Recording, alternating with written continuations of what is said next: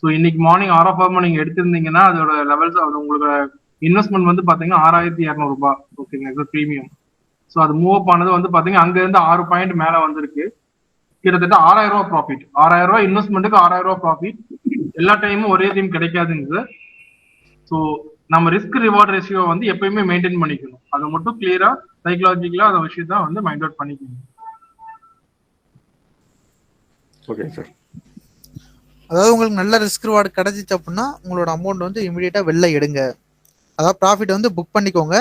So அந்த target வரும் அப்படின்னு சொல்லி ஒரு சில சமயம் நீங்கள் வெயிட் பண்ண வேண்டாம். ஏன்னா அது வந்து உங்களுக்கு ஒரு நல்ல அமௌண்ட் ஆஃப் ப்ராஃபிட் தான். ஓகேங்களா? Okay okay sir. Thank you. Okay sir, thank you sir, thank you sir. So இப்போ ஃபர்ஸ்ட்டு நம்ம நேச்சுரல் கேஸ் மார்க் பண்ணியிருக்கோம். ஓகேங்களா சார்? ஸோ இதுக்கு பிகைனில் வந்து என்னென்ன இப்போ நம்ம மார்க் பண்ணியிருக்கோம் பார்த்தீங்களா அந்த லெவல்ஸு. ஸோ அந்த லெவல்ஸ் மார்க் பண்ணியிருக்கோம்னா இது எதெல்லாம் வச்சு மார்க் பண்ணியிருக்கோம் அப்படின்னா ஃபர்ஸ்ட் வந்து இந்த இடத்துல நமக்கு ஒரு ரெசிஸ்டன்ஸ் இருக்கு. இது வந்து பாயிண்ட் நம்பர் 1. ஸோ அடுத்து பாயிண்ட் நம்பர் 2 வந்து பார்த்தீங்கன்னா நம்மளுக்கு இந்த இடத்துல இந்த ப்ரீவியஸ் ஸ்லோவை கட் பண்ணியிருக்கு பார்த்தீங்களா? ஸோ அந்த ப்ரீவியஸ் ஸ்லோவை கட் பண்ணி மார்க்கெட்டில் வந்து ஒரு ஸ்ட்ராங்கான செல்லர் மூமெண்டம் வந்து வந்திருக்கு. ஓகேங்களா? ப்ரீவியஸ் ஸ்லோ கட் பண்ணி மார்க்கெட்டில் ஒரு ஸ்ட்ராங்கான செல்லர் மூமெண்டம் வந்திருக்கு. ஸோ இப்போ நெக்ஸ்ட் வந்து பார்த்தீங்கன்னா மார்க்கெட் வந்து ஒரு ரீட்ரேஸ்மெண்ட் எடுத்துக்கிட்டு இருக்கு. ஸோ அப்படி ரீட்ரேஸ்மெண்ட் எடுக்கின்றப்ப இந்த இதெல்லாம் வந்து நமக்கு செல்லிங் வந்து ஸ்டார்ட் ஆன ஏரியா. இந்த செல்லர்ஸ் வந்து செல்லை வந்து இனிஷியேட் பண்ண ஏரியா அது பார்த்தீங்கன்னா இந்த லெவல்ஸில் தான் செல்லை வந்து இனிஷியேட் பண்ணியிருக்காங்க. ஸோ அதனால தான் நம்ம வந்து நேச்சுரல் கேஸில் வந்து இந்த லெவல்ஸ் வந்து நம்ம மார்க் பண்ணியிருக்கோம். ஸோ அதுக்கு பிகைனில் வந்து நம்மளுக்கு கிட்டத்தட்ட இந்த 3 ரீசன் வந்து இருக்குது. ஸோ இந்த 3 ரீசன் வச்சு தான் நம்ம நேச்சுரல் கேஸ் வந்து மார்க் பண்ணியிருக்கோம் சார். ஓகேங்களா? ஸோ மார்க்கெட்டோட சினாரியோ வந்து இந்த மாதிரி இருக்குது அப்படின்னா உங்களுக்கு இந்த இடத்துல சப்போர்ட்டுக்கு வந்துருச்சு. சப்போர்ட்டுக்கு வந்துட்டு உங்களுக்கு ஒரு புல்லிஷ் கேண்டில் ஃபார்ம் ஆயிடுச்சுங்களா? கேண்டில் கன்ஃபர்மேஷன் எடுக்கிறீங்க. ஹையை வந்து கட் பண்ண உடனே நீங்கள் டைரெக்டாக என்ட்ரி எடுத்துடலாம். இது வந்து ஒரு சினாரியோ. இல்லை உங்களுக்கு இன்னும் கொஞ்சம் இந்த ட்ரேடோட அக்யூரசி வந்து இன்னும் கொஞ்சம் இம்ப்ரூவ் பண்ணணும் அப்படின்னா இந்த இடத்துல ஒரு ட்ரெண்ட் லைன் ஒன்று இந்த இடத்துல போகுது பார்த்தீங்களா? ஸோ அந்த ட்ரெண்ட் லைனை வந்து எப்போ இந்த கேண்டில் வந்து க்ளோஸ் வைக்குதோ அப்போ வந்து உங்கள் ட்ரேடை வந்து எக்ஸிக்யூட் பண்ணலாம். ஸோ பாருங்க, க்ளோஸ் வச்சுங்களா? இந்த இடத்த ட்ரெண்ட் லைன் வந்து க்ளோஸ் வச்சுங்களா? இந்த மாதிரி உங்களுக்கு ட்ரெண்ட் லைனை வந்து ஒரு கேண்டில் வந்து க்ளோஸ் வச்ச உடனே நீங்கள் அந்த ட்ரேடை வந்து எக்ஸிக்யூட் பண்ணலாம். அது வந்து உங்களுக்கு ப்ரீவியஸ் பார்த்த செட்டப்போட இன்னும் கொஞ்சமே வந்து உங்களுக்கு அக்யூரஸியாக இருக்கும். ஸோ இதோட டார்கெட்ஸ் வந்து பார்த்தீங்கன்னா ப்ரீவியஸ் ஹையில் வந்து வைக்கலாம். இதோட டார்கெட் வந்து ப்ரீவியஸ் ஹையில் வந்து உங்களோட டார்கெட்டை வந்து செட் பண்ணலாம். செட் பண்ணோம்னா நம்மளுக்கு கிளியராக வந்து நம்மளோட டார்கெட் ஹிட்டு. ஸோ அடுத்து நம்ம அதே மாதிரி தான் நம்ம வந்து மறுபடியும் வந்து சப்போர்ட் ஏரியா மார்க் பண்ணிட்டோம். இந்த இடத்துல நம்ம சப்போர்ட் ஏரியாவை அகெயின் வந்து நம்ம மார்க் பண்ணிட்டோம். ஸோ மார்க் பண்ணிட்டோம் வந்து பார்த்தீங்கன்னா மார்க்கெட் அந்த சப்போர்ட் ஏரியாவுக்கு வந்துக்கிட்டு இருக்கு. ஸோ வந்துக்கிட்டு இருக்கும்போதே பாருங்க ஒரு சேனல் பேட்டர்ன் ஃபார்ம் பண்ணி வருதா?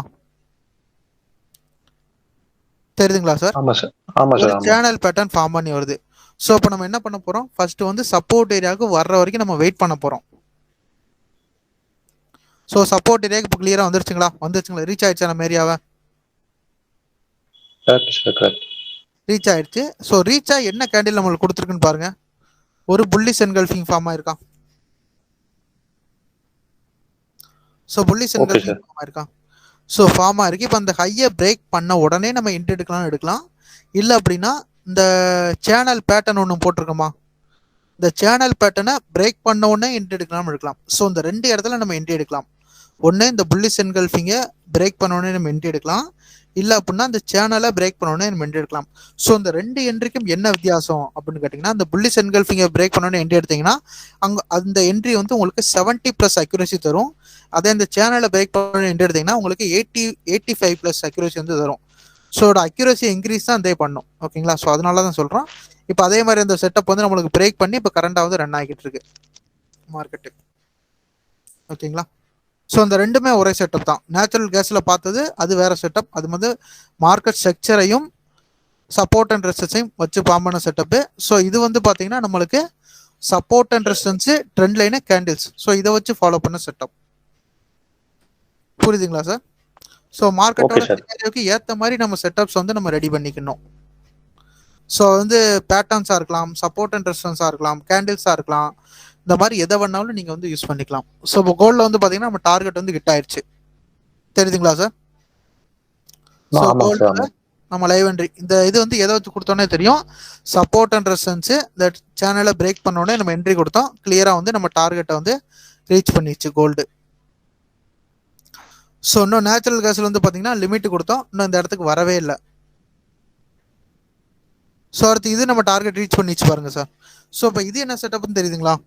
இது வந்து support and resistance plus pattern. நம்ம டார்கெட் என்ன வச்சிருக்கோம் அப்படின்னா இந்த ப்ரீவியஸ் ரெசிஸ்டன்ஸ். ஸோ கரெக்டாக வந்து பாருங்க மார்க்கெட் ஒரே கண்டியில் அந்த ரெசிஸ்டன்ஸ்க்கு போயிடுச்சு. ஸோ ரெசிஸ்டன்ஸில் போய் தான் மார்க்கெட் வந்து டார்கெட் அடிச்சு தான் மார்க்கெட் கீழே வருது, தெரியுதுங்களா? ஸோ இப்போ பார்த்த இந்த கோல்டில் நம்ம பார்த்த செட்டப் வந்து support and resistance trend line வச்சு பார்த்தோம். இப்போ இந்த காப்பரில் நம்ம பார்த்த செட்டப் வந்து சப்போர்ட்டையும் ஒரு பேட்டர்னையும் வச்சு பார்த்துருக்கோம். இதையும் நம்ம வந்து கன்சிடரா எடுத்துக்கலாம். நம்ம அடிஷனல் சப்போர்ட்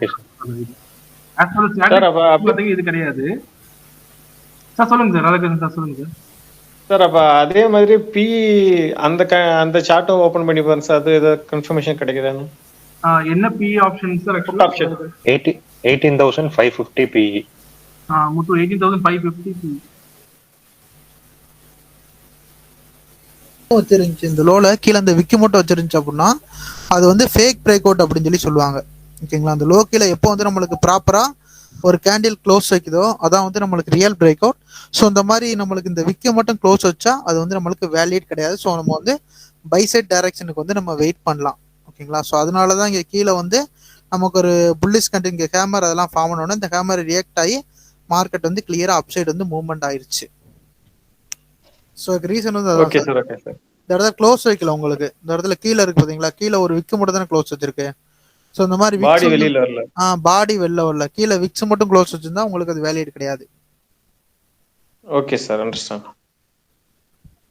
ஸோ அதே மாதிரி இங்கே வந்து பார்த்தீங்கன்னா கிளியராக அந்த இடத்துல ஒரு பேட்டர்ன்ஸ் ஃபார்ம் ஆயிருக்கு பாருங்க, ஒரு ரெக்டாங்குலர் பேட்டர்ன் வந்து ஃபார்ம் ஆயிட்டு அதை உங்களுக்கு இந்த இடத்துல பிரேக் அவுட் பண்ணி தான் மார்க்கெட் கீழே வந்திருக்கான். கீழே அந்த சப்போர்ட் வரைக்கும் வந்திருக்கான், சப்போர்ட் வரைக்கும் வந்திருக்கு. சப்போர்ட் வரைக்கும் வந்துட்டு அடுத்து மறுபடியும் இந்த இடத்துல ஒரு ரெசிஸ்டன்ஸ், இந்த ப்ரீவியஸ் ரெசிஸ்டன்ஸ் இருக்கு பார்த்தீங்களா, இந்த ப்ரீவியஸ் ரெசிஸ்டன்ஸை உடச்சி தான் மார்க்கெட் வந்து அப்பா இருக்கு. ஸோ கிளியராக தான் மார்க்கெட் வந்து மூவ் ஆகும் சார் இது.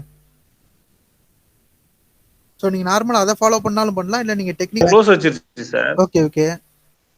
அப்போ அடுத்த கண்ட்ரில வந்து அந்த க்ளோஸோட ஹையா மேலே போகுது. ஓகே. அப்போ நம்ம அங்கே என்ட்ரி எடுக்கிறோம்.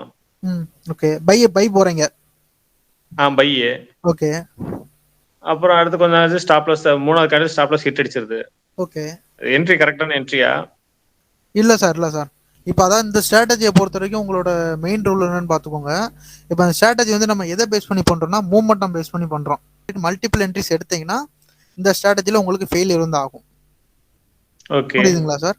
ஸோ அந்த ஸ்ட்ராட்டஜியில் வந்து நீங்கள் அப்படி பார்க்கவே பார்க்காதீங்க. ஸோ ஃபர்ஸ்ட் இந்த கிடைக்குது பார்த்தீங்களா 9:30க்கு, அந்த 9:30க்கு